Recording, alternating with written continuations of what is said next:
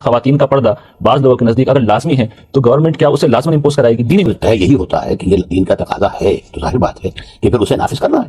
میرا نظریہ تو قرآن مجید نے اس کا بالکل واضح جواب دے دیا ہے۔ آپ قانون کی سطح پر صرف 2 دین کے ایجابی احکام ہیں جن کی پابندی کرا سکتے ہیں، ایک نماز اور دوسرے زکوٰۃ۔ باقی تمام معاملات میں قرآن مجید یہ کہتا ہے کہ غلو سبیلہ چھوڑنا جرم نہیں ہے، بالکل خدا تعالیٰ کے نزدیک گناہ ہے، لیکن اس کے معاملے میں ریاست کوئی مداخلت نہیں کر اگر کھلے عام کوئی شخص کھانا کھاتا ہے تو اسے نہیں روکا جائے گا؟ یہ بالکل دوسری چیز ہے۔ یہ تو وہ قوانین ہوتے ہیں کہ جن میں آپ دوسروں کے یا بعض چیزوں کے احترام کے کچھ قوانین نافذ کرتے ہیں۔ فحاشی کا کوئی ارتکاب کرتا ہے، مرد و زن ساتھ گھومتے ہیں، ہم انہیں نہیں روکیں گے، یہ کیسے؟ وہ چیزیں جو مسلمہ طور پر اچھائی سمجھی جاتی ہیں ان کی ترکین کی جائے گی، وہ چیزیں جو مسلمہ طور پر برائی سمجھی جاتی ہیں ان سے روکا جائے گا۔ یہ آیت جو ہے بہت غلط کوٹ کی جا رہی ہے، جو قانون وراثت ہے وہ نافذ نہیں کیا جائے گا۔ یہ بات بہت غلط کہہ رہے ہیں کہ سوائے زکوٰۃ کے کوئی شے ہے ہی نہیں اسلام میں۔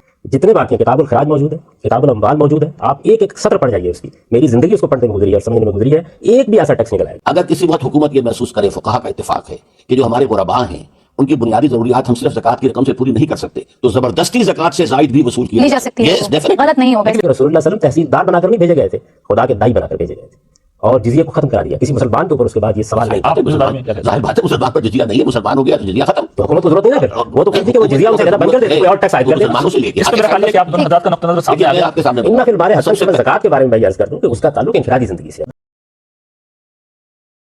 عصر حاضر میں بہت سے سوالات ہیں جو اسلامی ریاست سے متعلق لوگوں کے ذہنوں میں پیدا ہوتے ہیں۔ آج کے اس پروگرام میں ہم کوشش کریں گے کہ انہی سوالات کا جواب حاصل کریں۔ ارم، پروگرام کے آغاز سے قبل مناسب ہوگا کہ ہم اپنے مہمانوں کا تعارف حاصل کریں۔ جی ہاں ریحان، ویورز، ہم آپ کو اپنے سب سے پہلے شرکائے گفتگو سے تعارف حاصل کروا دیں۔ ہمارے ساتھ اس وقت ہمارے اسٹوڈیو میں موجود ہیں جاوید احمد غامدی صاحب، ان کے ساتھ تشریف فرمائے ہیں ڈاکٹر اسرار احمد، معروف دینی اسکالر جن کی شخصیت یقیناً کسی تعارف کی محتاج نہیں۔ ڈاکٹر اسرار، سب سے پہلے میں آپ سے اپنا سوال کرنا چاہوں گی کہ اسلامی ریاست کیا ہوتی ہے؟ نحمدہ و نصلی علی رسولہ الکریم۔ میں بھی یہی چاہتا تھا کہ اسی بنیادی سوال سے ہماری گفتگو کا آغاز ہو۔ اسلامی ریاست جو ہے وہ تھیو ڈیموکریسی ہے۔ ڈیموکریسی اس لیے نہیں ہے کہ ڈیموکریسی کی بنیاد ہے پاپولر ساورنٹی، اور اسلامی ریاست میں ساورنٹی بلانگس ٹو گاڈ، تو ڈیموکریسی سے بنیادی طور پر علیحدہ ہو گئی۔ تھیوکریسی سے مراد ہے ایک مذہبی طبقے کی حکومت، یہ بھی اسلام میں نہیں ہے۔ اسلام میں کوئی پاپائیت نہیں ہے، کوئی برابرزم نہیں ہے۔ تھیو ڈیموکریسی اس اعتبار سے کہ اس میں امتزاج ہے، اصول دین کے ہوں گے، اسلام کے ہوں گے، اللہ اور اس کے رسول کے احکام کو ہوں گے، لیکن اس دائرے کے اندر ایک ڈیموکریسی ہوگی جس کو کہ قرآن کہتا ہے امرہم، جہاں اللہ اور اس کے رسول کا کوئی حکم نہیں ہے تو وہاں گویا کہ اللہ نے یہ لوگوں کے حوالے کر دیا ہے، امرہم ہے۔ تو امرہم شورا بینہم، وہ آپس کے اندر شورا ہی کے ذریعے سے پھر امرہم کا تعین کریں گے۔ یہ نہیں ہوگا کہ کوئی ایک شخص کہے کہ میری رائے چلے گی، ہر حال میں میری بات مانی جائے گی، نہیں، بلکہ یہ کہ امرہم شورا بینہم۔ اب اس کے بعد میں آنا چاہتا ہوں کہ کارڈینل پرنسپلز کیا ہیں اسلامی ریاست میں۔ Number 1، sovereignty belongs to God, ان الحکم الا للہ۔ ساورنٹی عوام کی نہیں ہے، ساورنٹی کسی شخص کی نہیں ہے، ساورنٹی اللہ کی ہے۔ لا یشرک فی حکمہ احدا، وہ اپنی اس حکومت کے اختیار میں کسی کو شامل کرنے کو تیار نہیں ہے۔ یہاں ساورنٹی کی بجائے ایک اصطلاح مولانا مودودی نے وضع کی اور وہ بہت صحیح تھی، وائس ریجنسی، لیکن انہوں نے کہا تھا popular vice regency. Popular sovereignty کے مقابلے میں پاپولر وائس ریجنسی میں اس سے اختلاف ہے۔ دوسرے یہ کہ اس میں کوئی لیجسلیشن یہ طے ہوگا، کوئی لیجسلیشن قرآن اور سنت کے منافی نہیں ہو سکتی۔ یہ ہر لیول پر، اگر مرکزی حکومت ہے یا صوبائی حکومتیں ہیں یا آپ نیچے ڈسٹرکٹ لیول پر چلے آئے ہیں یا کاؤنٹی لیول پر جائیں، کسی لیول پر no legislation can be done repugnant to the Quran and the Sunnah. اچھا، یہ دونوں باتیں پاکستان میں اچیو ہو چکی ہیں تھیوریٹیکلی۔ تیسرے یہ کہ اب یہ سوال کہ کوئی شے کتاب و سنت کے منافی ہے یا نہیں ہے، who will do it؟ کیا علماء کا بورڈ بنے گا؟ ہمارے شروع میں ایک علماء بورڈ بنایا گیا تھا، پھر سوال پیدا ہوا کہ اگر ان کی بات بائنڈنگ ہو گئی تو پھر تو اس کا مطلب تھیوکریسی بن گئی، جیسے کہ اس وقت جو ہے ایران کے اندر ہے۔ پھر یہ کاؤنسل آف اسلامک آئیڈیالوجی بنائی گئی، اس کی بھی حیثیت کوئی بھی نہیں ہے سوائے سفارش کے، وہ کرتی رہے، اور اس کی سفارشوں کے انبار لگ کر رہ گئے ہیں، وزارت مالیات ہو، وزارت قانون ہو اس کے اندر، لیکن وہ پہ عمل کسی پر نہیں ہوا۔ تو اس کے لیے شکل یہ ہے کہ جدید ریاست کے مطابق یہ جوڈیشری کے حوالے ہونا چاہیے۔ دستور میں یہ ہے کہ no legislation can be done repugnant to the Quran and the Sunnah, اور دستور کی جو ہے کسٹوڈین وہ ہائر جوڈیشری ہے، وہاں جا کر کوئی بھی شخص جو ہے وہ مقن نہ کرے گی، لیکن ہر شہری کو حق حاصل ہوگا کہ وہ he can knock the door of the court، ہاں کہ جناب یہ پورا قانون یا اس کا یہ حصہ شریعت کے خلاف ہے، and let me prove my point۔ پھر وہاں پر جورس کونسلز آ سکتے ہیں، وہاں پر جو ہے علماء آ سکتے ہیں، دانشور آ سکتے ہیں، بحثیں ہو سکتی ہیں، گفتگویں ہو سکتی ہیں، تو یہ ساری چیزیں، لیکن طے پھر فیصلہ اس کا بائنڈنگ ہوگا۔ نمبر 4 وہ بات جو آپ نے پوچھی تھی، غیر مسلم جو ہے اسلامی ریاست میں پروٹیکٹڈ مائنورٹی ہے، فل سٹیزن نہیں ہے، اس لیے کہ لیجسلیشن کی بنیاد ہے قرآن اور سنت، وہ نہ قرآن کو مانتے نہ سنت کو مانتے، ٹھیک، تو ظاہر بات ہے کہ لیجسلیٹو پروسیس میں ان کو کیسے شریک کیا جائے۔ اسی طریقے سے اسلامی ریاست کی جو ٹاپ پالیسی ہوگی وہ یہ ہوگی کہ یہ ریاست ایکسپینڈ کرے اور پوری دنیا میں اسلامی ریاست قائم ہو۔ کوئی غیر مسلم جو ہے وہ اس پالیسی کو سبسکرائب کر ہی نہیں سکتا، لہٰذا انہیں ہم دیں گے ایک پروٹیکٹڈ مائنورٹی کی حیثیت، ان کا پرسنل لا جو ہے پورا آزاد ہوگا، مذہبی آزادی ہوگی، ان کے جو معبد ہیں، عبادت گاہیں ہیں، ان کی مسجدوں سے زیادہ حفاظت کی جائے گی، ان کو اپنے بچوں کو تعلیم اپنے مرضی کے مطابق دینے کا حق ہوگا، کاروبار میں، پروفیشنز میں، ہر ایک میں وہ آ سکتے ہیں، Personal laws ان کے، فوج میں بھی آنا چاہیں تو آ سکتے ہیں، لیکن لیجسلیچر میں نہیں ہوں گے، بلکہ ان کی علیحدہ باڈیز بنا دی جائیں گی، وہ الیکٹ کریں اپنے نمائندے، تاکہ ان کے جو پرابلمس ہوں ان کو کبھی وہ حکومت کے سامنے رکھنا چاہیں تو، اور حکومت ان سے بات چیت کرنا چاہے تو ان کے لیے وہ باڈیز فراہم ہو۔ غامدی صاحب میں چاہوں گی کہ آپ اپنے اسلامی ریاست کے نقطے چند سمرائز کر کے ہمارے اسلامی ریاست کے لیے جو اصول قرآن مجید میں بیان ہوئے ہیں وہ بنیادی طور پر 5 ہیں۔ ان میں سے پہلا اصول یہ ہے کہ مسلمان جس طرح اپنی انفرادی زندگی میں اس کے پابند ہیں کہ وہ اللہ اور رسول کے احکام کی اطاعت کریں، اسی طرح اجتماعی زندگی میں بھی اس کے پابند ہیں۔ اگر اللہ اور رسول نے کوئی حکم اجتماعی زندگی کے بارے میں دیا ہے تو اس سے نہ ان کا کوئی حکمران انحراف کر سکتا ہے، نہ ان کی کوئی پارلیمان انحراف کر سکتی ہے، وہ اس بات کے پابند ہیں کہ اسے سامنے سر تسلیم خم کر دیں۔ یہ اصول قرآن مجید میں ان الفاظ میں بیان ہوا ہے کہ اطیعوا اللہ واطیعوا الرسول واولی الامر منکم فإن تنازعتم فی شیء فردوہ الی اللہ والرسول، یعنی اللہ کی اطاعت کرو، اللہ کے پیغمبر کی اطاعت کرو، اپنے حکمرانوں کی اطاعت کرو، اور اگر کسی معاملے میں کوئی اختلاف ہو جائے تو معاملے کو اللہ اور اللہ کے رسول کی طرف لوٹا دو۔ دوسرا اصول یہ ہے کہ یہ ریاست کوئی استبدادی ریاست نہیں ہے، اس میں کوئی برہمن نہیں، کوئی پوپ نہیں ہے، کوئی خاندان کی اجارہ داری نہیں ہے، کوئی ذل الہی نہیں ہے، یہ اصل میں ایک جمہوری ریاست ہے۔ اس میں تمام معاملات امرہم شورا بینہم کے اصول پر طے ہوں گے، اور اگر کسی جگہ کوئی اختلاف ہوگا تو فصل نزاعات کے لیے اکثریت کی رائے کو فیصلہ کن مان لیا جائے گا۔ یہ معاملہ تمام امور میں ہوگا، یہاں تک کہ دین کی تعبیر کے معاملے میں بھی اکثریت ہی کی رائے فیصلہ کن ہوگی۔ اس کا یہ مطلب نہیں ہے کہ اکثریت سے حق و باطل کا فیصلہ ہوتا ہے، یہ فصل نزاعات کا ایک طریقہ ہے، وہ چیز قانون بن جائے گی، اگر اس میں کوئی غلطی ہوگی تو لوگ اختلاف کریں گے، رائے عامہ کو ہموار کریں گے، وہ اس کو تبدیل کرا سکتے ہیں۔ تیسرا اصول یہ ہے کہ یہ ریاست عدل اجتماعی کو سوسائٹی میں قائم کرنے کی پابند ہے، اس کو ہر حال میں میرٹ کی بالادستی قائم کرنی ہے، اور تمام معاملات میں اس کو انصاف کو آخری درجے میں قائم کرنے کی جدوجہد کرنی ہے۔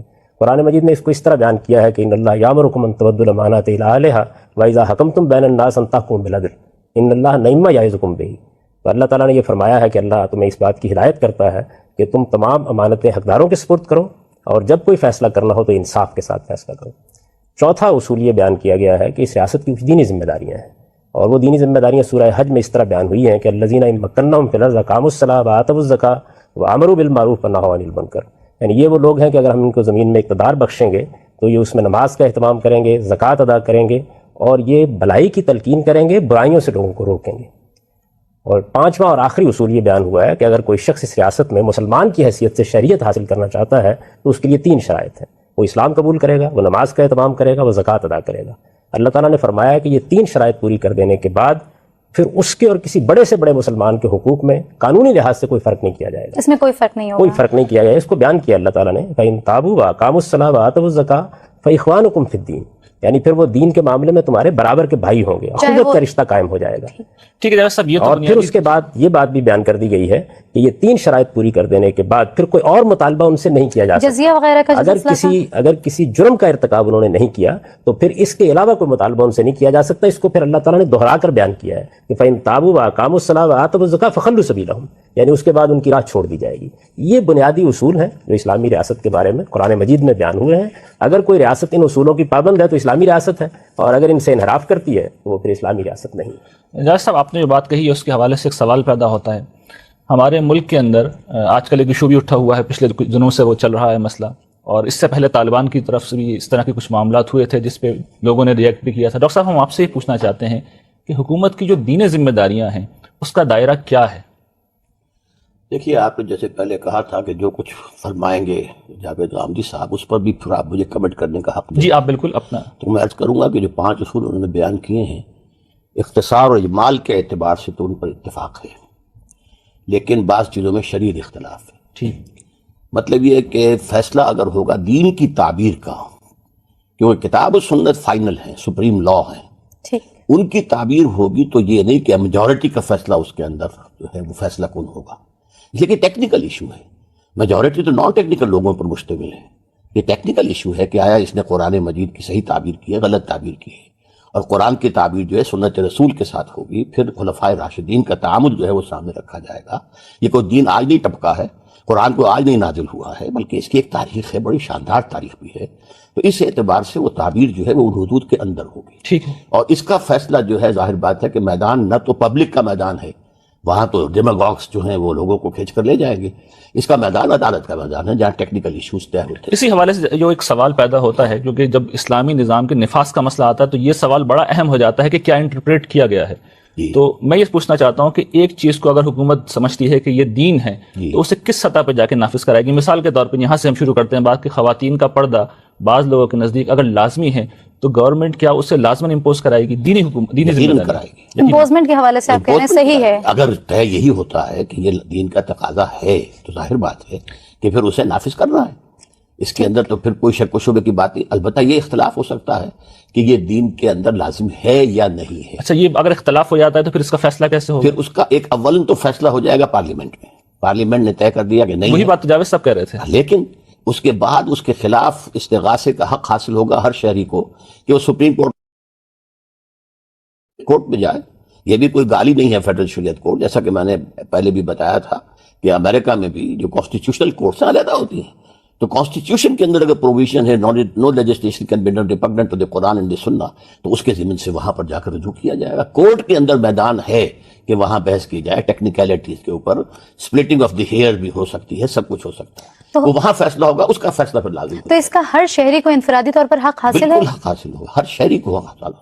ہر شہری کو جیسے اپنے بنیادی حقوق جو ہیں شہریت کے، ان کے ضمن میں کہیں بھی دست اندازی ہوتی ہے تو ہر شہری کو حق حاصل ہے کہ دستور نے مجھے یہ حق دیا ہے، اور جو ایگزیکٹو ہے، وہ جو حکومت ہے اس ملک کی، وہ میرے اس حق کو پامال کر رہی ہے. ٹھیک. اچھا جاوید صاحب، آپ اسی حوالے سے آپ سے ہم سوال کرتے ہیں جو بالکل ایک کلیئر، چونکہ ایک مسئلہ آ گیا ہے اس کو چاہتے ہیں کلیئر کرا دیں. خواتین کا چونکہ طالبان کے دور میں بھی یہ بڑا مسئلہ ہوا تھا کہ خواتین کا اگر وہ طالبان نے یہ سمجھا کہ برقع پہنانا لازمی ہے تو گورنمنٹ، اسلامی گورنمنٹ، آج کی اسلامی ریاست امپوز کرائے گی. ڈاکٹر صاحب تو کہتے ہیں کرائے گی. جی میرے نزدیک تو قرآن مجید نے اس کا بالکل واضح جواب دے دیا ہے. آپ قانون کی سطح پر صرف 2 دین کے ایجابی احکام ہیں جن کی پابندی کرا سکتے ہیں، ایک نماز اور دوسرے زکوٰۃ.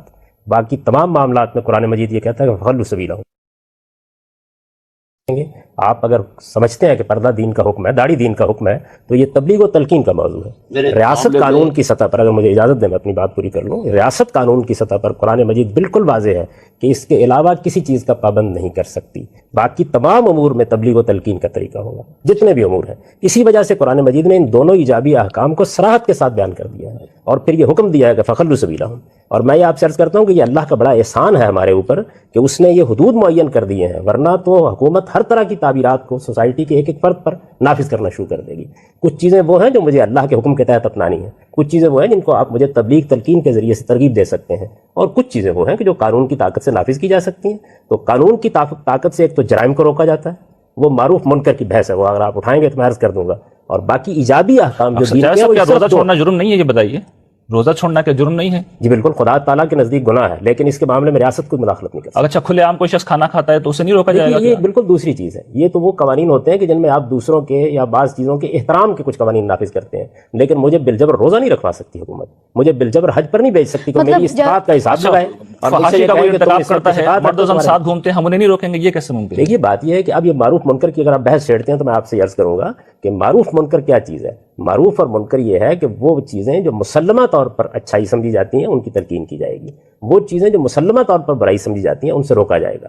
پھر اس کی 2 صورتیں ہیں، بعض چیزیں تبلیغ و تلقینی کا موضوع بن سکتی ہیں، اور بعض چیزیں ایسی ہیں جو قابل دست اندازی پولیس ہو سکتی ہیں. اب بھی آپ کی پولیس کو بہت سے معاملات میں کارروائی کرنے کا اختیار ہے. وہ شراب پینے والے کو روک سکتی ہے، اگر کسی پارک میں کوئی لڑکا لڑکی بیٹھے ہوئے ان سے بعض وقت نکاح نامے تک طلب کر لیتی ہے. آپ نے قانون بنایا کہ وہ کھانا کھانے کے معاملے میں برات کے موقع کے اوپر کارروائی کر سکتی ہے. تو اس طرح کے جتنے قوانین آپ بنانا چاہتے ہیں وہ آپ پارلیمنٹ پہ لائیں گے، وہاں ایکٹ بنے گا. آپ کے نزدیک ایجابی چیزیں صرف 2 ہیں؟ ایجابی چیزیں دین کے لحاظ سے صرف 2 ہیں جن پر قانون کے لحاظ سے کارروائی ہو سکتی ہے. سیدنا ابوبکر صدیق رضی اللہ عنہ نے اس موقع پر جو الفاظ کہے تھے وہ ابوبکر جساس نے نقل کیے ہیں.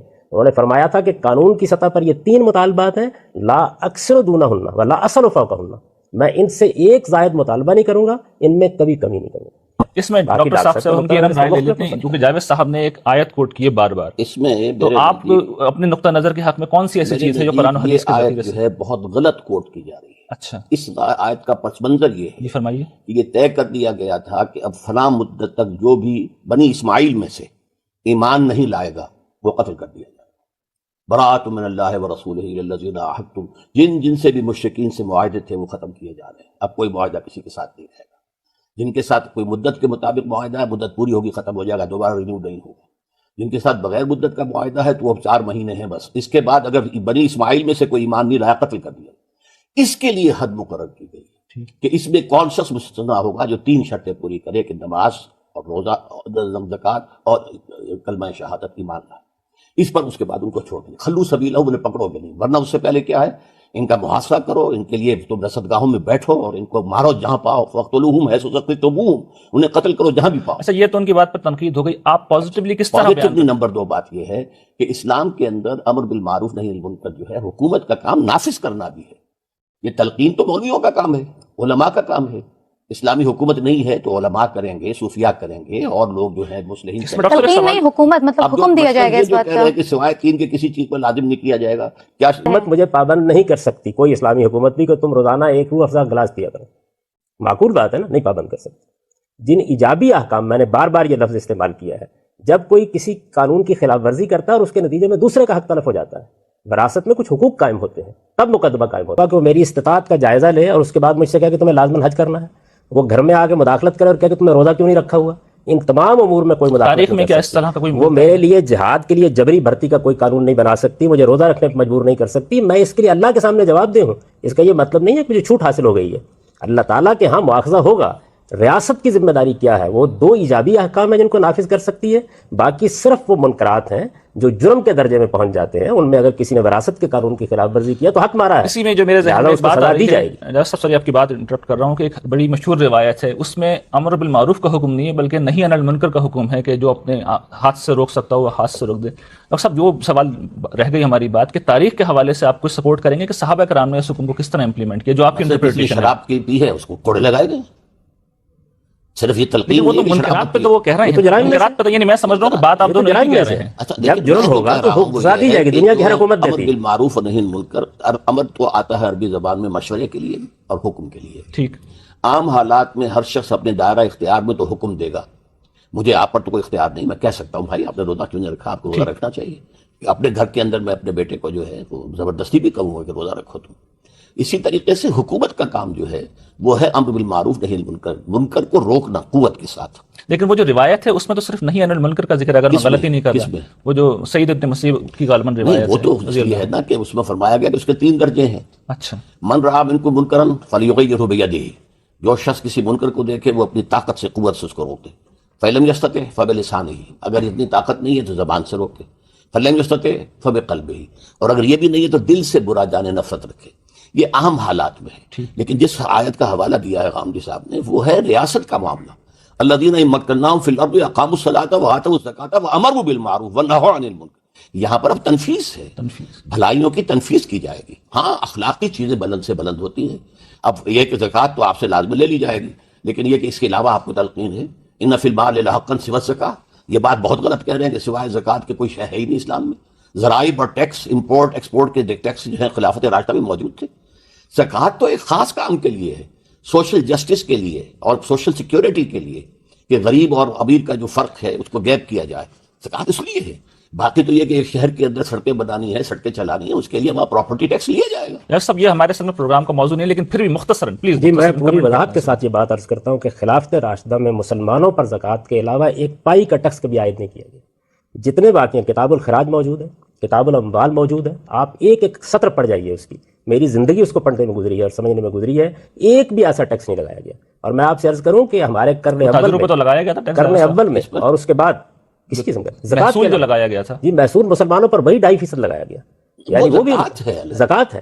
زکوٰۃ کے علاوہ مسلمانوں کے اوپر ایکسپورٹ، گاؤں ایک شہر میں کوئی بات سے باہر سے چیز آ رہی ہے اس کو ذرائع کہتے ہیں. وہ صرف غیر مسلموں سے لیا گیا. اچھا، یعنی غیر مسلموں سے زکوٰۃ کے علاوہ ٹیکس لیے گئے. آپ کہتے ہیں کہ لیا گیا. آپ نہیں ایگری کر رہے ہیں اسرار صاحب، ان کی بات پہ آپ نہیں ایگری کر رہے ہیں. تاریخی طور پہ کس ریفرنس سے وہ ہمیں دوسرے ٹیکسز بھی لگ سکتے ہیں. یہاں تک کہ اگر کسی وقت حکومت یہ محسوس کرے، فقہا کا اتفاق ہے کہ جو ہمارے غرباء ہیں ان کی بنیادی ضروریات ہم صرف زکوٰۃ کی رقم سے پوری نہیں کر سکتے، تو زبردستی زکوٰۃ سے زائد بھی وصول کی لی جا سکتی ہے، غلط نہیں ہوگا. لیکن اس میں جو ہے دور رسالت و خلافت راشدہ ہمارے لیے بڑا آئیڈیل ہے، تو اس کے حوالے سے آپ فرمائیں وہاں کہاں پہ؟ اس میں وہاں یہ اس لیے کہ ہو رہا تھا معاملہ ٹھیک، زکوٰۃ سے ضروریات پوری ہو رہی تھی، اور چونکہ ساتھ ہی اخلاقی تعلیم یہ دی گئی تھی کہ زکوٰۃ و صدقات مت لو، محنت کرو، کوشش کرو، جد و جہد کرو. یہ لوگوں کا میل کچیل ہے یہ زکوٰۃ و صدقات، لہذا لوگ جو ہیں وہ بالکل آخری حد کے اندر جو ہے وہ مانگتے تھے، ورنہ نہیں مانگتے تھے. تو چونکہ زکوٰۃ سے وہ ساری ضروریات پوری ہو رہی تھی تو کوئی اور ٹیکس لگانے کی ضرورت نہیں ہوئی. لیکن مثلاً کاروبار ہے، منڈی چل رہی ہے، سامان آ رہا ہے جا رہا ہے، اس کے اوپر ذرائع ایکسپورٹ امپورٹ یہ تھے خلافت راشدہ میں. جی بہرحال میں یہ عرض کرتا ہوں آپ کا نقطہ نظر یہ کہ نہیں کوئی ایک بھی نہیں. میں کہتا ہوں کہ کسی جگہ پر، بلکہ حال یہ ہے کہ ہمارے جو قدیم فقہا ہیں وہ اس معاملے میں بحث کرتے ہیں. وہ ڈاکٹر صاحب نے بالکل ٹھیک کہا کہ کسی ایمرجنسی کی حالت میں یہ اختیار حاصل ہے یا نہیں. اس میں ابن حزم کا موقف ہے جو میں بیان کیا. اب آئے ہیں اس پر، یعنی اس سے پہلے آپ میں عرض کروں کہ کسی ایمرجنسی کی حالت میں اس کا حق حاصل ہے یا نہیں. ایمرجنسی کیا، کسی غریب کا حق دلوانے کے لیے، اور وہ بھی ابن حزم اس کے قائل ہے. باقی لوگ اس معاملے میں بالکل واضح ہے. بلکہ پہلے دور میں تو یہ رہا ہے کہ اگر کوئی ٹیکس عائد کرنے والی حکومت ہے تو وہ غیر اسلامی حکومت ہے. اللہ تعالیٰ نے اس کی حدود مقرر کر دیے ہیں. یہ ذرائع وشور جن کا ذکر آتا ہے، آپ پڑھ لیجئے کتاب الخراج ساری کی ساری، اس میں امام ابو یوسف نے سب کو جمع کر دیا ہے. کسی مسلمان کے بارے میں کوئی تصور نہیں اس بات کا. خیر یہ ایک الگ بحث ہے میرے نزدیک، ہے کہ اس طرح کے معاملات میں اختلاف اتفاق ہو سکتا ہے. میں صرف ایک واقعے کی طرف اشارہ کر دوں. آپ کو معلوم ہے کہ سیدنا عمر بن عبدالعزیز کے زمانے میں یہ مسئلہ پیش آ گیا کہ بعض لوگ مسلمان ہو جاتے تھے اور حکومت کے خزانے کو بھرنے کے لیے بعض عمال ان پر جزیہ عائد کیے رکھتے تھے. اب سوال یہ ہے کہ اگر کوئی زائد ٹیکس لگانے کی اجازت موجود ہے تو پھر تو مسلمانوں پر اس کے بعد لگایا جا سکتا تھا.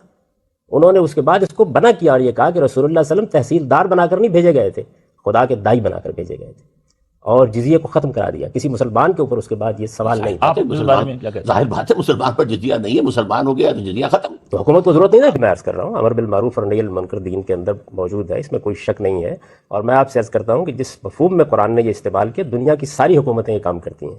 وہ اچھی باتوں کی تلقین بھی کرتی ہیں اپنے لحاظ سے، اور بری باتوں سے روکتی بھی ہیں. آپ رشوت سے روکتی ہیں، آپ ملاوٹ سے روکتے ہیں، نافذ بھی کرتی ہیں. منکرات کے معاملے اور اسلامی حکومتوں میں فرق کیا ہو گیا؟ جی میں عرض کر رہا ہوں، دیکھیے بات یہ ہے کہ دنیا کے اندر کچھ مسلمات ہر جگہ ہوتے ہیں. اب جمہوریت ساری دنیا نے اپنا لی ہے تو آپ کہیں گے کہ ہمارے یہاں نہیں ہونی چاہیے. دنیا بھر میں یہ بات مسلمہ طور پر مانی جاتی ہے کہ جو برائیاں ہیں، جرم کے درجے میں پہنچ جاتی ہیں، وہ منکرات ہیں جن کو قوت سے مٹایا جاتا ہے. رشوت کو مٹایا جائے گا، ملاوٹ کو ختم کیا جائے گا، بددیانتی کے خلاف آپ اقدام کریں گے. اس وجہ سے یہ میں نہیں عرض کر رہا کہ اس میں حکومت کو کوئی اختیار منکرات کے خلاف نہیں ہے. لیکن یہ بات یہ ہے کہ کچھ چیزیں ایسی ہیں کہ جن میں تبلیغ و تلقین کا طریقہ ہی صحیح ہوگا. ان کے لیے قرآن مجید نے جو حکم دیا ہے، نبی صلی اللہ علیہ وسلم نے اس کے مطابق جمعے کے ممبر کو عمراء کے لیے خاص کر دیا ہے، ارباب حل وقت کے لیے خاص کر دیا ہے. وہ آئیں وہاں پہ اور تبلیغ و تلقین کریں. سرحد کی حکومت کو سب سے پہلا کام تو یہ کرنا چاہیے تھا کہ وہ خلافت راشدہ کی اس روایت کو بحال کرتی کہ جمعے کے ممبر کو ان مولویوں سے چھینا جاتا اور ریاست کو لوٹایا جاتا. حکمران وہاں جاتے اور وہاں جا کے تبلیغ تلقین کرتے. اس کے بعد آپ کی پولیس موجود ہے. پولیس میں بہت سی چیزیں ہیں جو قابل دست اندازی پولیس ہے. آپ پولیس ایکٹ کو پڑھیے، اس میں بے شمار چیزیں جن میں پولیس اقدام کرتی ہے. آپ محسوس کرتے تھے، ڈاکٹر صاحب نے بالکل صحیح فرمایا، آپ محسوس کرتے تھے کچھ منکرات ایسے ہیں جن کو پولیس کی جورسڈکشن میں آنا چاہیے، تو آپ اسمبلی میں اس میں ایکٹ پاس کریں، اس کو پولیس کی جورسڈکشن میں دے دیں. اس کے لیے الگ ایک پیرالل نظام بنانے کی کیا ضرورت ہے؟ اور اس ابہام کے ساتھ کہ اس میں آپ یہ کہتے ہیں کہ یہ محتسب اسلام کے اخلاقی اقدار کی حفاظت کرے گا اور یہ اس کے بارے میں اقدام کرے گا اور اس کی ایک حزبہ فورس ہوگی اور وہ اس کے اشاروں کے اوپر لوگوں کے معاملات میں مداخلت کرے گی، پھر اس کو قانونی اختیارات دیتے ہیں، پھر اس کے اقدامات کو عدالت سے بالاتر قرار دیتے ہیں. میں نے اس کا لفظ پڑھا ہے، وہ ایک بالکل بےمانی بل ہے، کوئی اس کی حقیقت یعنی وہ سارے کام جو وہ کرنا چاہتے ہیں. اچھا پھر اس میں اتنی ڈپلیکیشن ہے، یعنی رشوت کے انسداد کا ایک پورا ادارہ موجود ہے ہمارے یہاں. اچھا محتسب کے بارے میں بھی بہت اس معاملے میں لوگوں کو غلط فہمی ہے. دیکھیے محتسب کے ادارے کا جو اصل کام ہے وہ کیا ہے؟ وہ یہ ہے کہ جو قوانین بن گئے ہیں ان کے مطابق جو محکمے کام کر رہے ہیں ان میں اگر کوئی بدعنوانی یا اس قانون کی خلاف ورزی ہوتی ہے تو آپ محتسب کے پاس جاتے ہیں. آپ ایک بالکل متوازی نظام کھڑا کر دیتے ہیں. میرے نزدیک یہ اسلام کے حق میں بھی مفید نہیں ہوگا، یہ سوسائٹی کے حق میں مفید نہیں ہوگا. اس سے بڑے تصادم پیدا ہو جائے. یعنی لگتا یہ ہے کہ آپ کو اصولی طور پہ تو اس کام پہ اعتراض نہیں ہے، لیکن اس طریقے میرے نزدیک وہ کام پہلے سے ہو رہا ہے. دو ادارے موجود ہیں، ایک اللہ کا قائم کردہ ادارہ مسجد موجود ہے، جمعہ کا ممبر موجود ہے. تبلیغ تلقین کرنی ہے تو آئیے اور اس ممبر پر کھڑے ہوں اور جس طرح خلفائے راشدین اور بعد کے حکمران خطبہ دیتے تھے دیں اور لوگوں کو تبلیغ تلقین کریں. انہوں نے اگر یہ قانون منظور کر لیا ہے امرہم شورا بینہم سے، تو اب آپ کو اس سے کیا اختلاف ہے؟ یہی بات یہ ہے کہ میں نے بہت دفعہ یہ عرض کیا ہے کہ امرہم شورا بینہم کی بنیاد بھی ہم اللہ اور رسول کی اطاعت میں کرتے ہیں، اس کی تلقین کی جا سکتی ہے، ان کی ترغیب دی جا سکتی ہے. یہ ایک الگ بحث ہے کون سا حکم دین میں کیا حیثیت رکھتا ہے، لیکن نماز اور زکوٰۃ کے علاوہ ریاست کو اس میں مداخلت کا حق نہیں ہے. یہ اصل میں بنیادی حقوق کا مسئلہ ہے. قرآن مجید نے اس کو واضح کر دیا ہے. میں تو آپ تو ان واجبات اور سنن موقدہ کی بات کر رہے ہیں، میں حج کی بات کر رہا ہوں، میں جہاد کی بات کر رہا ہوں. بعض حالات میں جہاد ہر مسلمان پر فرض ہو جاتا ہے، اس میں وہ اللہ کے سامنے جواب دہ ہے، لیکن ریاست کارروائی نہیں کر سکتی. ریاست کے حدود اللہ تعالیٰ نے معین کر دیے ہیں، اور اس وجہ سے نہ وہ داڑھی رکھوا سکتی ہے زبردستی، نہ عورتوں کو پردہ کرا سکتی ہے زبردستی. یہ چیزیں اگر ریاست کا نقطہ نظر یہ ہے کہ اس کی لوگوں کو تلقین کرنی چاہیے، تو اس کے پاس جمعہ کا ممبر موجود ہے، وہ تلقین کرے، اس کے دلائل دے، لوگوں کو اس کا قائل کرے. اس کا حق ہے. میں اس کو مانتا ہوں کہ اس کو قانون سازی کا حق ہے، لیکن قانون سازی کے حدود تو میں نے پہلے بتا دیا کہ اللہ اور رسول کے احکام ہے. تو میرے نزدیک اللہ اور رسول نے یہ پابندی لگا دی ہے کہ اس دائرے کے بعد فخلوا سبیلہم، ان کا راستہ چھوڑ دیں. یہ جب ان لوگوں کے لیے جن کے لیے موت کی سزا سے اللہ نے یہ رعایت رکھی ہے، تو آپ مجھے بتائیے باقیوں پر آپ کس طرح اس کو لاگو کر سکتے ہیں؟ ٹھیک ہے، تو آپ سے میں وہ سوال بھی کروں گا. اس میں ایک سوال یہ تھا کہ اسلامی ریاست ہمیشہ اپنے آپ کو پھیلائے گی، بڑھائے گی، تو اس کی کیا تفصیل ہے، اس کی نوعیت کیا ہوگی؟ اس کی نوعیت جو دور صحابہ میں حضور کے زمانے میں تھی، وہ تھی طاقت کے ذریعے سے. ٹھیک، کہ حکم دے دیا گیا جنگ کرو، قاتل الذین من الکفار الذین یلونکم من الکفار، جو تمہارے قریب قریب کفار ملتے ہیں ان کے ساتھ قتال کرو، جنگ کرو. رسول اللہ صلی اللہ علیہ وسلم کو معاذ اللہ گرفتار کرنے انہوں نے وہ آ بھیج گئے دیا تھے، لیکن ہوا تو نہیں نا. لیکن یہ جو روم کے ایک شخص نے جو ہے قتل کیا ہے سفیر کو، تو اس کے خلاف فوج کشی جو ہے حضور نے کی ہے. تو ایران کا جو ہے سپہ سالار پوچھتا بھی تھا کہ بھائی کاہے کے لیے آئے تم؟ پہلے بھی آتے تھے، ٹرائبل ریڈز کرتے تھے، روٹ مار کرتے چلے جاتے، اب تم جان نہیں چھوڑ رہے ہو.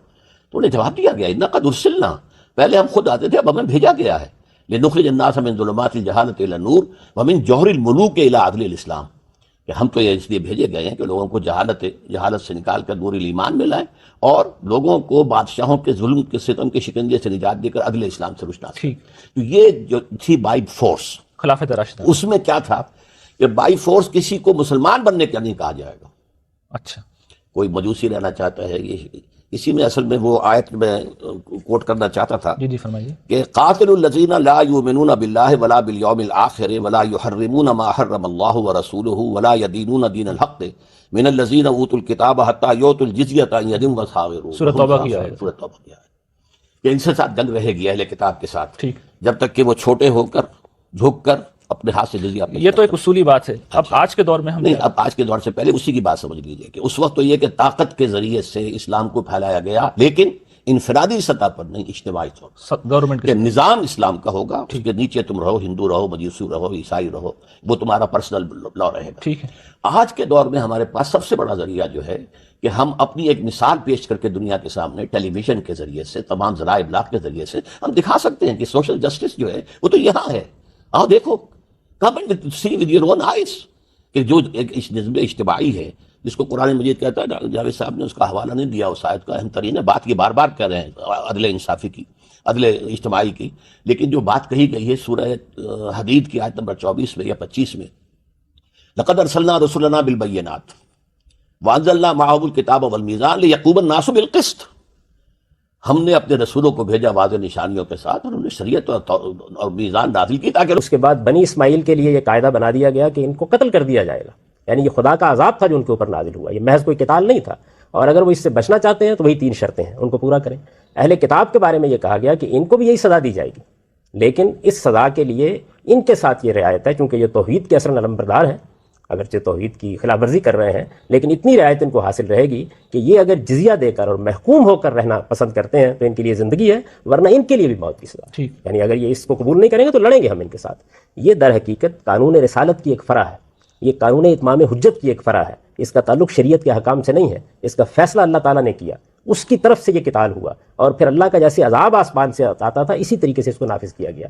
رسول اللہ صلی اللہ علیہ وسلم نے یہی اتمام حجت 8 حکومتوں کو خط لکھ کر کیا. جو آپ ان خطوط کو پڑھیے، اس میں حضور نے فرمایا اسلم تسلم، یعنی آپ کو لازماً اسلام قبول کرنا ہے اور ہمارے سامنے صرف گندہ ہونا ہے، اسی صورت میں زندگی ہے. یہ اتمام حجت جو ہے یہ در حقیقت کس طریقے سے ہوا؟ جب جزیرہ نما عرب میں اللہ تعالیٰ نے اپنی دینونت ظاہر کر دی، خدا کی جزا و سزا کا قانون نمایاں ہو گیا. رسالت میں آپ صلی اللہ علیہ وسلم کی طرف سے جو دعوت دی گئی تھی ایک انسان نے دی، اور اس کا نتیجہ خدائی تائید سے یہ نکلا کہ ایک عظیم سلطنت قائم ہو گئی اور اللہ تعالیٰ کی طرف سے وہ عذاب نازل کر دیا گیا. تو خود یہ واقعہ ایک بہت بڑی دلیل بن گیا. اب کسی تفصیلی اتمام حجت کی ضرورت نہیں تھی، آپ نے خط لکھے اور صحابہ کرام نے صرف انہی ممالک کے خلاف کارروائی کی جن کو خطوط لکھے گئے تھے. اس سے ایک قدم آگے نہیں بڑھے، بلکہ یہ تو ظاہر ہے کہ کوئی اکیڈیمک بحث کا موقع نہیں ہے. میں نے اس پر بہت کام کیا، تفصیل سے سب دلائل جمع کر دیے ہیں. سیدنا عمر نے اس سے آگے اگر ایک قدم بڑھایا گیا تو باقاعدہ روک دیا لوگوں کو. تو یہ ایک حد ہے جس حد کے بعد کسی کو اس کا حق حاصل نہیں رہا. اس سے ہماری فقہ میں بہت سے مسائل میں غلط فہمی پیدا ہوئی ہے.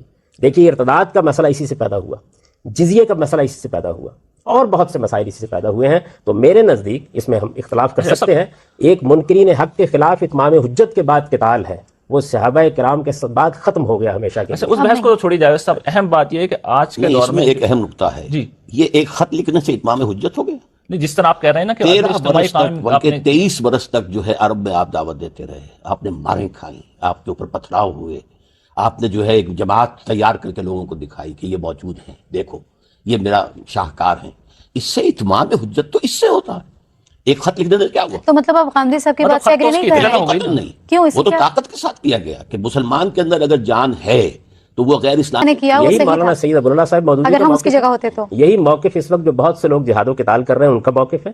دیکھیے اسامہ بن لادن کی بھی اگر آپ تحریریں پڑھیں, جہاد و قتال کو کنفیوز مت کیجیے. اسامہ بن لادن کی بھی اگر آپ تحریریں پڑھیں تو وہ کیا کر رہے ہیں؟ وہ یہ کر رہے ہیں کہ سورہ توبہ کی وہی آیات جو قانون اتمام حجت سے متعلق ہیں وہ انہوں نے لکھی ہیں, بیان کی ہیں, ان کی ویب سائٹس پر دیکھ لیجئے, اور انہی کی بنیاد پر وہ کارروائی کر رہے ہیں. تو میرے نزدیک یہ جو سورہ توبہ کی آیت اہل کتاب کے بارے میں ہے, اس کا تعلق بھی قانون رسالت سے ہے. اور جو سورہ توبہ کی آیات ہے جس میں فقتل المشرکین حیث ثقفتموہم یہ الفاظ ہیں, یہ بھی در حقیقت قانون اتمام حجت سے متعلق ہیں. یعنی اللہ کے رسولوں کے ساتھ خاص ایک قانون ہے. یہ قانون قرآن میں بہت وضاحت سے بیان ہوا ہے. رسالت مآب صلی اللہ علیہ وسلم کے ذریعے سے اللہ کی دینونت کا ظہور ہوا ہے.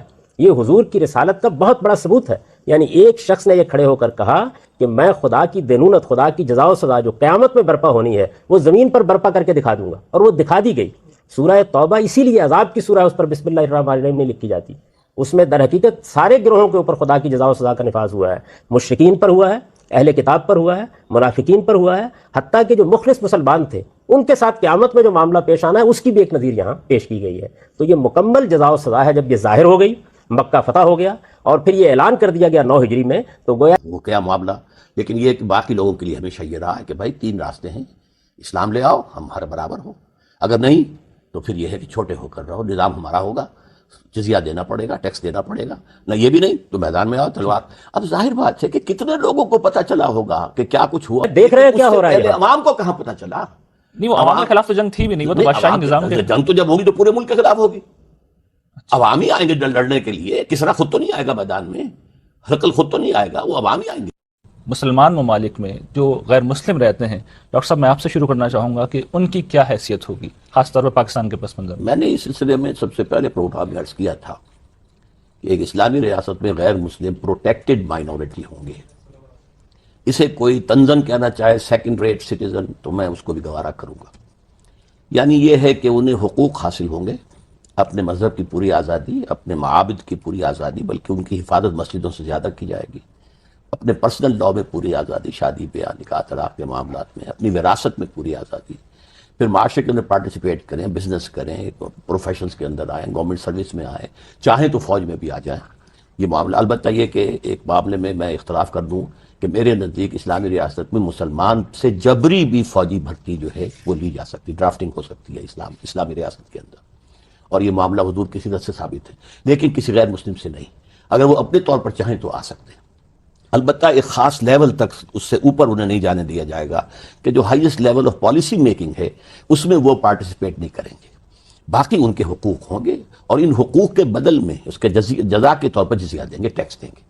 یہ ان کا رہے گا. البتہ یہ کہ ان کے حقوق جو ہیں ان میں کہیں دست درازی ہو رہی ہے, کوئی زیادتی ہو رہی ہے, تو سوائے اس کے کہ ان کی پولیس وغیرہ کے ذریعے سے ہی وہ ریڈریس چاہیں, ان کا ہم کہہ سکتے ہیں کہ آپ اپنی ایک کمیٹی, اپنی پارلیمنٹ, اپنا ہاؤس منتخب کر لیں تاکہ وہ آپ کی طرف سے گفتگو کرنے کی مجاز ہو. اچھا جاوید صاحب, یہی سوال ہم آپ سے کرنا چاہیں گے کہ غیر مسلم اقلیت کو آپ ایک اسلامی ملک میں کس حیثیت میں دیکھتے ہیں؟ دیکھیے جی, میں نے جو اسلامی ریاست کے لیے اصول بیان کیے ہیں, آپ کے علم میں ہے کہ ان میں کوئی یہ مسئلہ زیر بحث نہیں آیا. جو آیت اس زمن میں جزیہ کی پیش کی جا رہی ہے, میں عرض کر چکا ہوں کہ اس کا تعلق اس زمانے کے اہل کتاب کے ساتھ نہیں ہے. چنانچہ اس وقت نہ تو جزیہ کا کوئی سوال ہے, نہ کسی کو ذمہ بنانے کا کوئی سوال ہے. ویسے کلاسیکل فقہ میں بھی ذمہ صرف مفتو لوگ ہوتے ہیں. ہمارے ساتھ اب غیر مسلموں کا معاملہ معاہدین کا ہے. ہم پاکستان میں بھی ان کے ساتھ معاہدہ کر چکے ہیں, ہم اقوام متحدہ کے چارٹر پر دستخط کر کے بھی معاہدے میں بن چکے ہوئے ہیں, اور اس لحاظ سے ان کو برابر کی حیثیت حاصل ہے. وہ اس ریاست کے نظام میں شریک ہوں گے. یہ ہمارے اکثریت کے اوپر ہے کہ ہم کیا قانون بناتے ہیں, کیا قانون نہیں بناتے. جب آپ نے ایک جمہوری نظام کو قبول کر لیا ہے تو اس کے بعد ظاہر ہے کہ 3 صورتیں ہو سکتی ہیں. ایک یہ ہے کہ جیسے پاکستان میں ہے, وہ بہت معمولی اقلیت میں ہے, ایک ایسی صورت ہو سکتی ہے کہ جہاں ان کی اقلیت کی نوعیت اس طرح کی ہو جیسے مثلا لبنان میں ہے، بنگلہ دیش 51% یا 50% کے قریب کی صورتحال بن جاتی ہے. تو ان حالات کے لحاظ سے آپ معاہدات کریں گے. اصل میں ہم ایک کانٹیکٹ میں بندھے ہوئے ہیں. 11 اگست کو قائد اعظم نے جو تقریر کی ہے اس میں انہوں نے ان کو برابر کی حیثیت دے دی ہے. یہاں کوئی جزیہ لگانے کا سوال نہیں ہے، کوئی ان کو دوسرے درجے کا شہری بنانے کا سوال نہیں ہے. وہ ریاست کے معاملات میں شریک ہوتے ہیں، پارلیمنٹ میں وہ منتخب ہوتے ہیں. میرا نقطہ نظر اس معاملے میں یہ ہے کہ وہ چیزیں جو نصوص سے متعلق ہیں صرف انہی چیزوں کے بارے میں ہمیں اصرار کرنا چاہیے. حرام اور حلال کے فیصلے، جائز اور ناجائز کے فیصلے یہ قرآن مجید کے پیغمبر صلی اللہ علیہ وسلم کے قطعی ارشادات پر مبنی ہونے چاہیے. یہ آیت جو موضوع بنائی جاتی ہے اس کے بارے میں نے اپنی رائے دے دی ہے، اس لیے اس پر مزید کسی بحث مطلب آپ کے خیال میں وہ سیکنڈ ڈگری سٹیزن نہیں ہے، ایکولائزیشن ہے آپ کے نظر میں؟ معاہدین کی حیثیت ہے ان کی، اور ہماری فقہ میں بھی یہ چیز موجود ہے. کچھ معاہدین اور اہل صلح ہوتے ہیں، ان کے ساتھ اب جن شرائط پر چاہے معاملہ کر لیں. خود رسالت پاک صلی اللہ علیہ وسلم نے جب میثاق مدینہ کیا ہے تو اس میں برابر کی سطح پہ ان کو شریک کیا ہے. آپ اس کی دفعات کو پڑھ لیجئے، وہ دفاع میں شریک ہیں. ریاست کی دفاع کی ذمہ داری ان پر ڈالی گئی ہے. یعنی ایک قتال وہ ہے کہ جو قتال منکرین حق کے خلاف اس میں امت تحفظ کے لیے، دفاع کے لیے جوائنٹ ڈیفنس ہمارا ہوگا اور اس میں ہم برابر ہوں گے. لیکن ڈاکٹر حمید اللہ تو کہتے ہیں پہلا میرے آئین ہے نزدیک یہ. ان کے بہت بڑے بڑے مغالطوں میں سے ہے. پہلی مرتبہ انہوں نے اس کے لیے لفظ دستور استعمال کر دیا. وہ دستور ہے ہی نہیں. دستور تو آخر میں بنا ہے. جسے یہ کہہ رہے ہیں کہ وہ خاص جو ہے وہ ایک اس پر پس منظر ہے، وہی تو آخری تو وہی ہے. سورہ توبہ کے اندر ہے کہ اہل کتاب کے ساتھ یہ ہوگا، بنو اسماعیل کے ساتھ یہ ہوگا. یہ معاملہ ہے تو اصل میں تو سارے فیصلے وہی ہیں اور انہیں ٹائملی قرار دینا تو لیکن بہت اس میں بڑی ڈاکٹر صاحب ایک مسئلہ تو یہ بھی ہے اس آیت کے اندر کہ وہاں پہ مشرکین بھی ہیں، یعنی کہ ہندو، ان کو تو قتل کر دینے کا حکم ہے. نہیں. اسی لیکن صورت وہ کے تو اندر. قتل ہم نہیں کر سکتے اس لیے کہ ان پر کوئی اتمام حجت ہوا نہیں. وہ تو صرف نبی اور رسول کے ذریعے سے اتمام حجت لیکن وہ ہوا. پھر معاملہ یہودی عیسائیوں کے لیے کیوں نہیں لے لیتے؟ اسی طرح ہے. ان کو کہہ دیا گیا ہے کہ آپ رہ سکتے ہیں، آپ عیسائی رہیں، یہودی رہیں، اس سے ہندو بات رہیں، بالکل واضح ہو گئی. لیکن اسلام یہ کا در جو ہے حقیقت سارا معاملہ ہی سورۃ توبہ کو جو ہے وہ اصل میں رسول اللہ کے منکرین کے لیے ہے. کیونکہ پھر بہت اہم اگر سوال سورہ کا یہ ابتدائی مشرکین حصہ پائے جو جاتے ہے ہیں اس ان میں کو بھی ماننا مشرکین کے پڑے گا. بارے میں جو قانون ہے اس کا اطلاق اب آپ کریں گے. وہ مسلم جو ہے پروٹیکٹڈ مائنورٹی ہوں گے، انہیں مذہبی آزادی ہوگی، ہر چیز لیکن ہوگی. قائد اعظم لیکن نے اب جو آپ یہ کہہ کہ بالکل برابر. اب اس سے زیادہ میں معذرت چاہتا ہوں، اس سے زیادہ غلط بات کیا ہوگی؟ آپ طے کرتے ہیں قرآن اور سنت کے خلاف قانون نہیں بنے گا. ہندو کہتا ہے صاحب وہ ہماری بنی سمرتی موجود ہے، اس کو بھی تو لاؤ نا اس کے اندر. ہم کہاں برابر کے اس شہری؟ بارے میں آپ کیا کہتے ہیں؟ ٹھیک ہے جی، بڑی سادہ سی بات ہے کہ آپ اکثریت رکھتے ہیں، آپ قانون بنائیں گے. جب آپ نے امرہم شورى بینہم کا اصول اسلام میں بھی تسلیم کیا، دوسرا یہ کہ اسلامی قانون کی وہ کون سی چیز ہے کہ جس کو آپ کو ان پر نافذ کرنا ہے. آپ ان کو پروٹیکٹڈ سٹیزن بھی اگر بناتے ہیں تو ان کی عبادت گاہوں کو تحفظ دیں گے، ان کے بت خانوں کو تحفظ دیں گے. وہ کیا قانون ہے؟ اگر نماز کا اہتمام ہے تو مسلمانوں سے متعلق ہے، اگر زکوٰۃ لینی ہے تو مسلمانوں سے لینی ہے. تو وہ کون سا قانون ہے کہ جس کا ان پر اطلاق ہوگا؟ وہ پارلیمنٹ میں بیٹھے ہوئے ہیں. بالکل برابر کہنا کیسے ممکن ہے؟ یعنی آپ مجھے بتائیے نا کہ وہ کون سا قانون ہے جس کو ہم ان پر لازماً لاگو کر دیں گے. یعنی ہماری روایت تو یہ رہی ہے کہ اگر وہ اپنی عدالتیں قائم کرنا چاہتے ہیں تو کر لیں. پرسنل لا کے معاملے میں تو آپ ان کو آخری آزادی دینے کے لیے تیار ہوتے ہیں. اسی طرح سے جہاں تک فوجداری قانون کا تعلق ہے تو پہلے اسلامی شریعت کو دیکھیں، اس میں ہیں کیا چیزیں. یعنی چند قوانین ہیں جو اصل میں انتہائی سزاؤں کی صورت میں بعض جرائم سے متعلق بیان ہوئے ہیں، انہی کو آپ نے نافذ کرنا ہے. ان جرائم کے جرم ہونے پر سب کا اتفاق ہے. تو وہ کیا چیزیں ہیں کہ جن کے معاملے میں ہم ان کو نافذ کریں گے؟ مسلم اور غیر مسلم دونوں صورتیں ہو سکتی ہیں. اچھا تو دیکھیے بات یہ ہے کہ وہ ان کے مسلمانوں سے نزدیک چور کا ہاتھ کاٹنا جو ہے وہ صحیح نہیں. بڑا اہم سوال ہے جاوید صاحب کہ چور کا ہاتھ کاٹنا جو ہے وہ ڈاکٹر صاحب یہ کہتے ہیں کہ وہ جی آپ کی فقہ میں یہ بالکل مسلم مسئلہ ہے کہ اگر غیر مسلم چاہتے ہیں کہ وہ اپنے اس طرح کے قوانین معاملات اپنی عدالتوں میں لے جائیں تو لے جا سکتے ہیں. ہماری عدالت میں آئیں گے تو ہم ہاتھ کاٹ دیں گے. پرسنل لا اور اس نوعیت کے جو فرق ہیں یہ تو موجودہ زمانے میں پیدا ہوئے ہیں. ہمارے ہاں تو صورتحال یہ شراب آپ کے یہاں حرام ہے. آپ کی اسلامی حکومتوں کے اندر ان کی بستیوں میں شراب بنتی رہی ہے، سور پالے جاتے رہے ہیں، اس معاملے میں کبھی قدغن نہیں لگی. یہ مسئلہ پیدا ہو گیا کہ مجوس کے محرمات سے نکاح کا معاملہ رہا ہے، نہیں پابندی لگائی گئی. آپ یہ دیکھیے ڈاکٹر حمید اللہ صاحبی کا بھی ذکر ہو رہا تھا، انہوں نے اسی کتاب میں جہاں یہ میثاق مدینہ پر بحث کیا یعقوبی عیسائیوں سے متعلق مسلمان ریاستوں کے معاہدات نقل کیے ہیں. تو میرے نزدیک یہ نہیں ہے کہ آپ کیا کریں گے، اصل چیز یہ ہے کہ نصوص کیا ہے.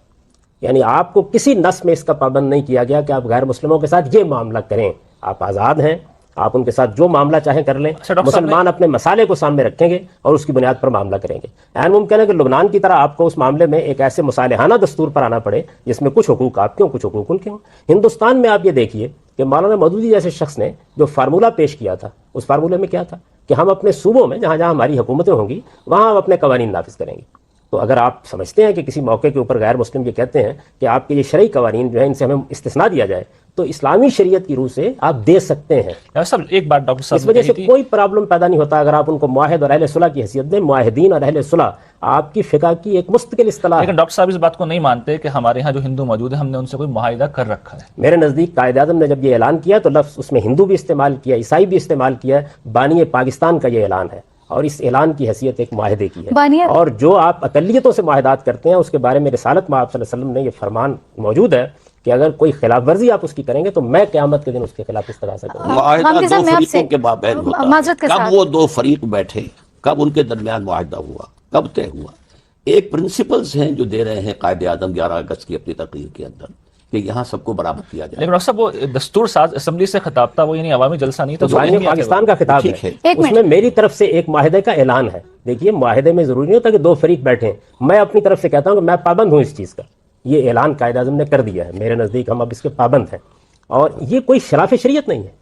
یعنی دین میں وہ کون سی نص ہے جس کے تحت آپ کو پابند کیا گیا ہے کہ آپ ان کو سیکنڈ ریٹ سٹیزن بنائیں؟ کوئی نہیں ہے.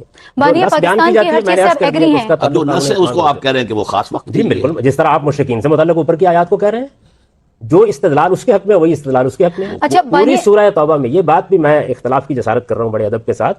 رسول اللہ صلی اللہ علیہ وسلم نے پہلے اپنی قوم پر اتمام حجت کیا، اس کے بعد بقرہ میں، آل عمران میں، مائدہ میں، نساء میں آپ نے اہل کتاب پر اتمام حجت کیا. دونوں پر اتمام حجت کے بعد پھر سورہ توبہ میں جتنے فریق ہیں ان سب کے بارے میں سزا کا اعلان کیا گیا ہے.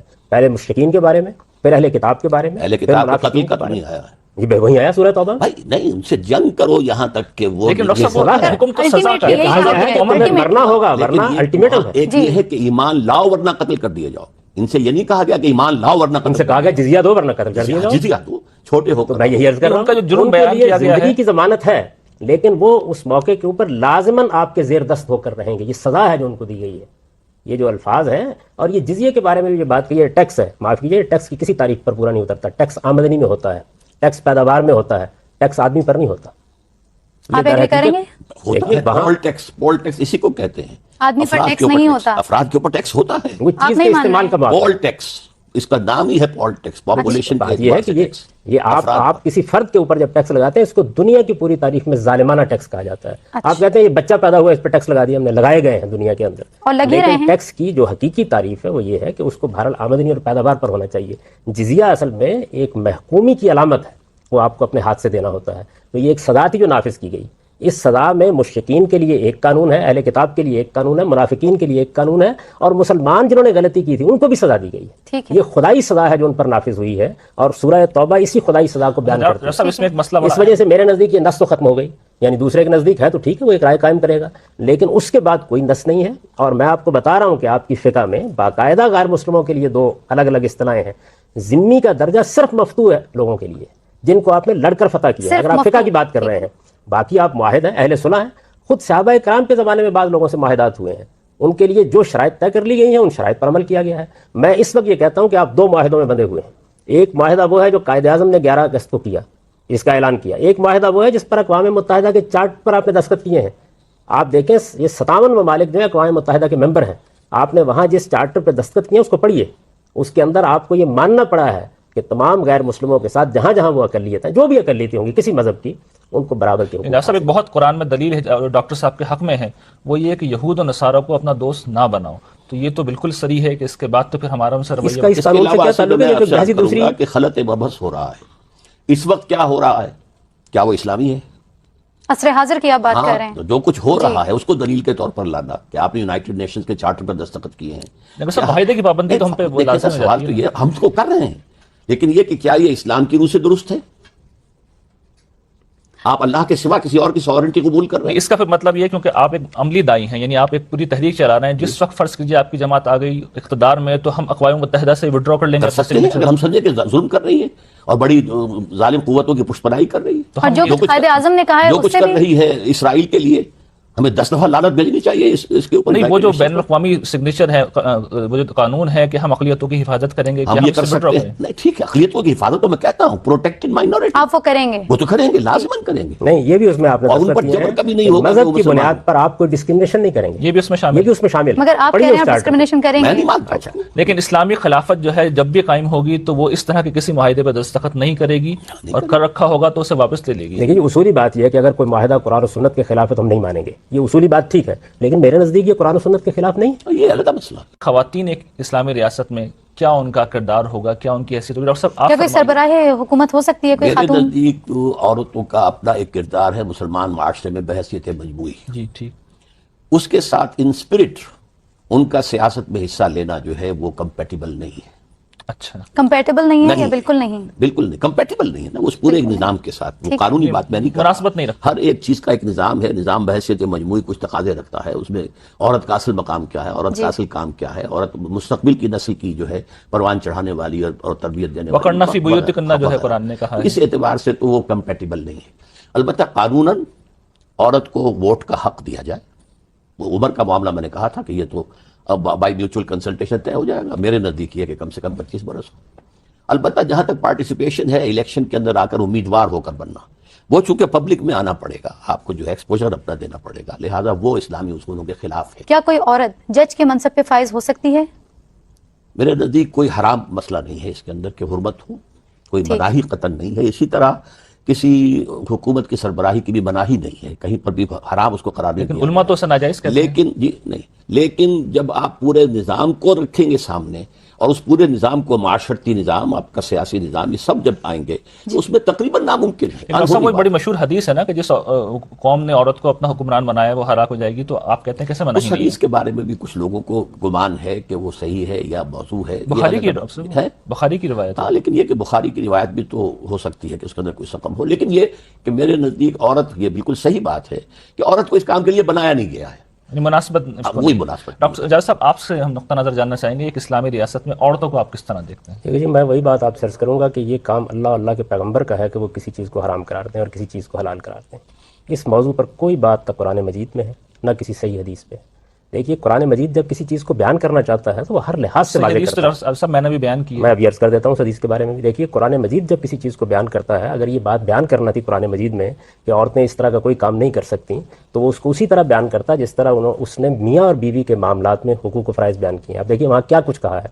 مرد کو میاں بیوی کے تعلق پہ یہ کہا ہے کہ شوہر کو قوام کی حیثیت حاصل ہے. پھر مزید وضاحت کی ہے کہ اس قوام کے ساتھ ایک صالح خاتون کو موافقت کا رویہ اختیار کرنا چاہیے، فرمانبرداری کا رویہ اختیار کرنا چاہیے. پھر اس کو کچھ تعدیب کے نشوز اور سرکشی کی صورت میں حقوق دیے ہیں. پھر اس کی بنیاد پر یہ حکم متفرق کیا ہے کہ نکاح کی گرہ بھی شوہر کے ہاتھ میں ہے. پھر اس کے بعد جہاں پہ یہ بیان کیا ہے کہ عدت کے زمانے میں رجوع کا حق اس کو حاصل ہے، وہاں اس کی دلیل دی ہے کہ وللرجال علیہن درجہ، یعنی شوہر کو ایک درجہ گویا برتری حاصل ہے.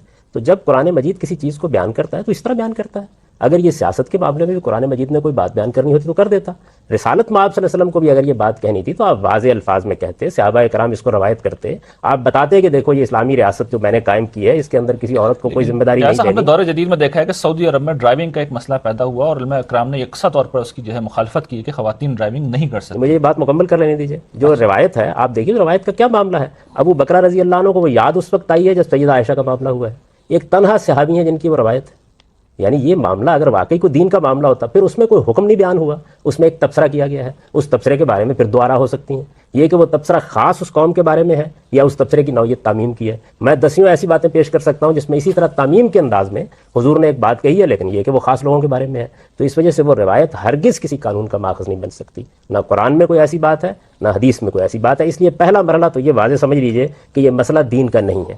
اب یہ ہے کہ دین کے مجموعی نظام کو سامنے رکھ کر ایک صاحب علم یہ کہتا ہے کہ میرے خیال میں یہ ہونا چاہیے. اس طرح کے موقعوں پر بس ہم یہی کہہ سکتے ہیں کہ میرے خیال میں یہ ہونا چاہیے یا میں اس کو پسند کرتا ہوں. امام مالک کی آپ موطا پڑھیں تو وہ کیا کرتے ہیں، نصوص کو نصوص کی حیثیت سے بیان کریں گے. اپنا کوئی اجتہاد ہے تو کہیں گے انا احب انا اکرہ، میں اس کو پسند کرتا ہوں میں اس کو ناپسند کرتا ہوں. آپ کیا پسند کرتے تو میرے نزدیک یہ ہے کہ دیکھیے بات یہ کہ اس میں کوئی شبہ نہیں ہے کہ خواتین کے لیے ایک بہت بڑا کام ہے کہ وہ اپنے بچوں کی تربیت کریں، اپنے گھر کو سنبھالیں، لیکن یہ کہ یہ کوئی ناجائز نہیں ہے ان کے لیے کہ وہ اس طرح کے معاملات. ابھی جو ریحان نے آپ سے پوچھا کہ ڈرائیونگ کے لیے بالکل منع کیا گیا ہے سعودی عرب میں عورتوں یہ کو، اسی طرح کی چیزیں جس کے بارے میں تبصرہ کر چکا ہوں. میرے نزدیک اسی سے اسلام بدنام ہوا ہے. دیکھیے قرآن مجید نے اسی وجہ سے یہ متعین کیا ہے کہ وہ کیا حدود ہیں جن کے اندر ریاست مداخلت کر سکتی ہے. ریاست کی مداخلت کوئی معمولی بات نہیں ہے. سارے لوگ فرشتے نہیں ہوں گے. آپ کو اندازہ نہیں کہ اس کے نتیجے میں انسانوں کے ساتھ کیا ہو جائے گا. سارے لوگ عمر اور ابوبکر بھی نہیں ہوں گے. تو اللہ تعالیٰ نے متعین کر دیا ہے کہ یہ معاملات تبلیغ تلقین سے متعلق ہیں، یہ معاملات قانون سے متعلق ہیں. اس وجہ سے میں سمجھتا ہوں کہ یہ جو قرآن مجید کی آیات ہیں ان پر غور کرنا چاہیے اور دیکھنا چاہیے کہ ان کے اندر کیا بات بیان ہوئی ہے. ناظرین، آپ نے اسلامی ریاست سے متعلق بحث سنی. ہمیں اگر پاکستان کو ایک جدید اسلامی ریاست بنانا ہے تو اس کا پہلا مرحلہ یہ ہے کہ ہمیں اس سوسائٹی کے ذہین اور فائل طبقات کو اسلامی اصولوں کی حقانیت کے اوپر قائل کرنا ہوگا. ہمارا یہ پروگرام اسی سلسلے کی ایک کڑی ہے جس میں ہم نے کوشش کی کہ جو ممتاز اہل علم ہیں ان کا نقطہ نظر آپ کے سامنے لایا جائے. اس میں کچھ یقیناً اختلاف بھی ہے اور بہت سی چیزوں کے اوپر اتفاق بھی. اب اپنے میزبان ریحان احمد یوسفی اور ڈاکٹر ارم کو اجازت دیجیے.